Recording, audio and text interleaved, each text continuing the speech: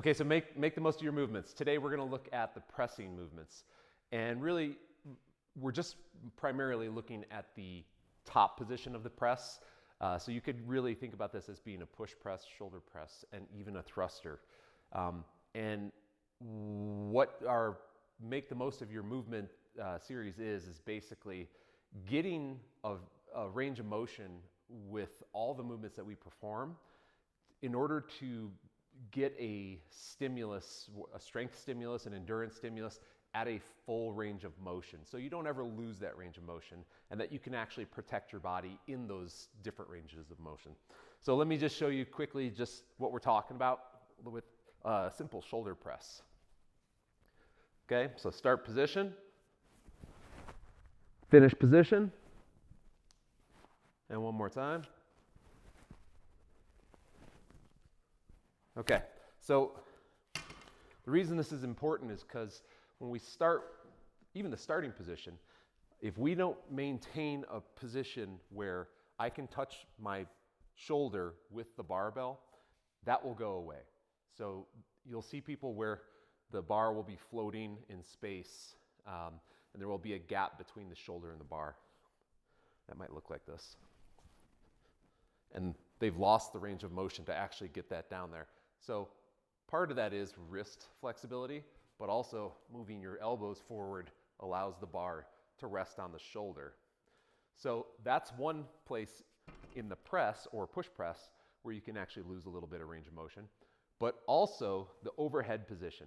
So we want to maintain a shoulder position that is fully open in the overhead position. You lose this with age. Plenty of guys I know are unable to hold a barbell directly overhead without leaning back, okay? So we want to maintain that, and how we're going to maintain it is by performing all the movements that we do with that finished position. So at the top, what we're thinking is with a neutral head position, my ears are covered by my arms. My arms are fully straight, and my torso is also fully straight, not needing to lean back, okay? If I pull the bar back further, I still have more room that I could travel because I have that range of motion, okay? But what I don't want is this bar to be here and then having to lean back at the low back to get it over my feet. I want to finish here. So a lot of times when we're doing high rep movements, it might look something like this. But if we train that as our movement, you lose that range of motion over time. You don't have strength in that last little bit of shoulder flexibility at the top. So we encourage you to slow down a bit and finish with a 1/1000 second count at the top. Because when you have a barbell loaded here and you do a 1/1000 count, it's very difficult to actually hold it. So that's going to force you to have to push it up and back over your foot with a stacked torso. Okay?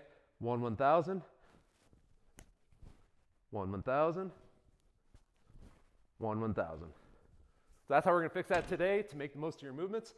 That's the overhead position. It's going to take practice. It's going to take some time, but you'll build that flexibility and the strength around that range of motion. So tune in soon for the next one.